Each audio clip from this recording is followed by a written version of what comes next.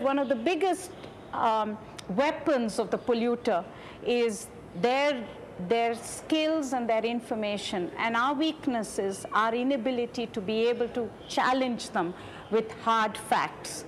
So we set up a state-of-the-art laboratory with absolutely the best equipment to do pesticide residue monitoring. One of the first cases that we got was of a village in Kerala which was suffering from a number of deformities with no idea what was the problem.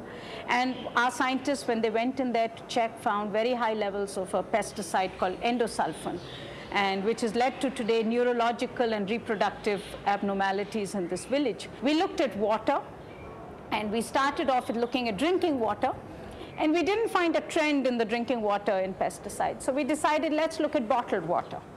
We looked at branded bottled water, and as you know, branded bottled water today is one of the fastest growing industries in the world. It has a 40% increase, annual increase. It has the biggest players now, from Coke, Pepsi to Indian players like Bisleri. So we took a whole range. We took our standard formulation for doing a study like this is to do a market survey. We check the market, who are the big players. We then get a representative sample. We found out, we checked their bottles, they all had pesticide residues. 4 different kinds of pesticide residues, deadly. The question that we asked was, why were the residues there? So my colleagues, and we're basically journalists, so we ask a question and then we seek answers. So why the pesticide residues? Maybe the water. Let's check the water. And we're good journalists, so we tend to be able to get into factories. So we did get into all the factories using every kind of lie and deception that was possible. And we managed to get samples of their raw water as well. And we checked, and the profile matched. So exactly the same pesticides that we found in the bottle, we found also in the raw water, except that to a certain extent they had been cleaned up. So it was very clear it was coming from the groundwater. Another scandal, that none of these companies pay for the water that they use. Not a penny for the water that they use. This is 100% of their product is water.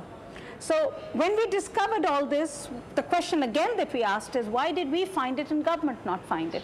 Government has regulations for bottled water. Why did the government regulators not find it?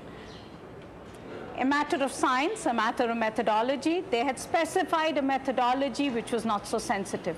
So essentially what it meant was, even if there were pesticides in the bottles, you would never find them because you were never looking for them.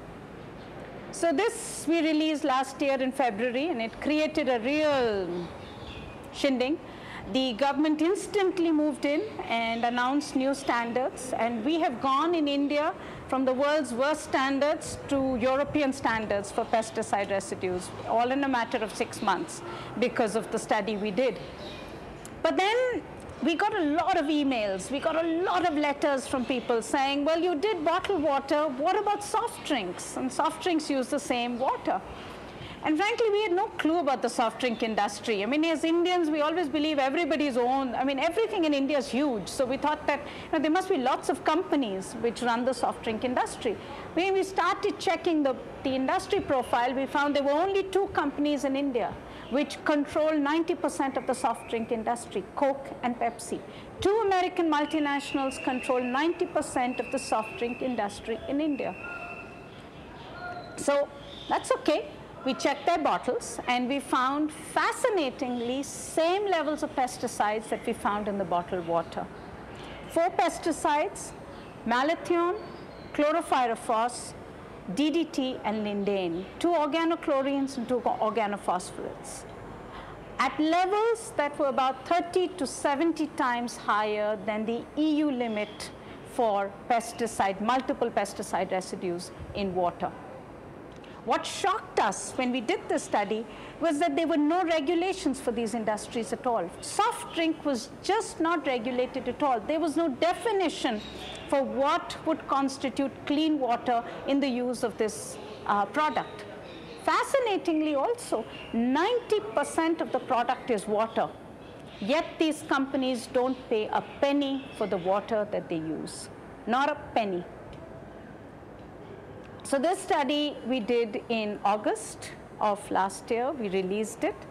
And we made history of some sorts because Coke and Pepsi came together for the first time, we are told, in history on a joint press conference to call us names.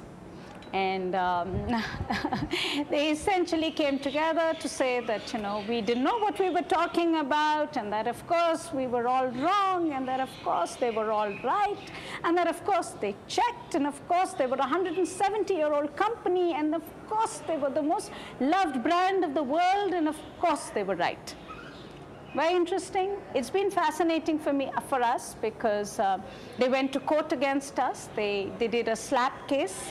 As you know, there is an American tool called SLAPP, called Strategic Lawsuits Against Public Participation, when you do an intimidation suit to essentially stop people.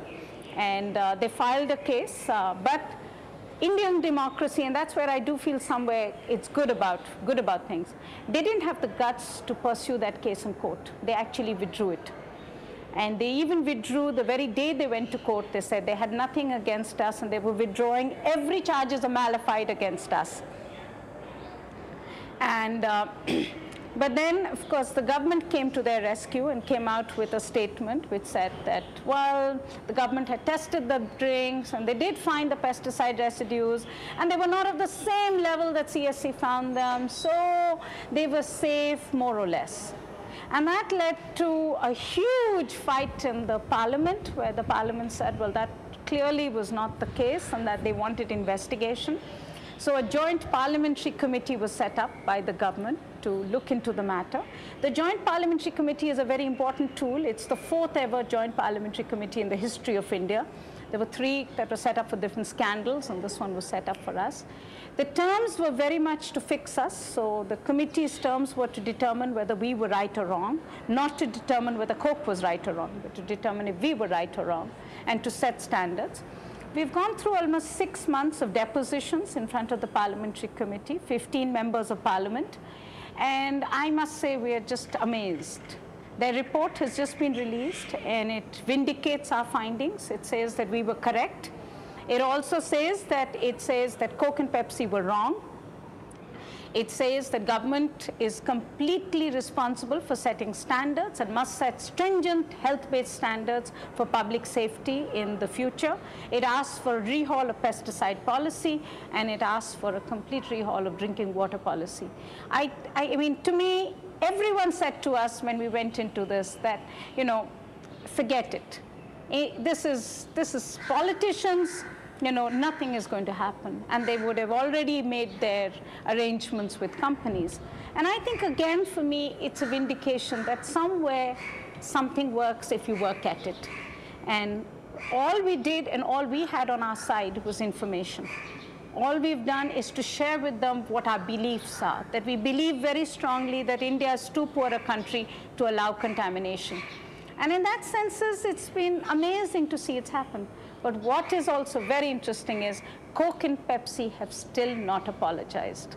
They have still not accepted that they were wrong.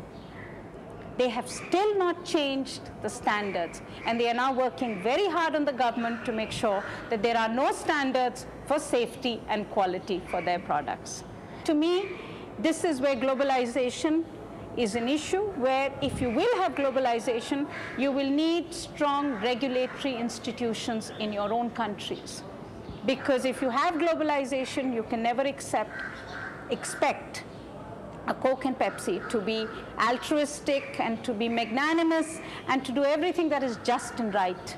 You will have to demand from governments which are accountable to you that it is their responsibility, that they must regulate in the interests of all. And I think that's what is essential component of globalization, the strengthening again of democracy.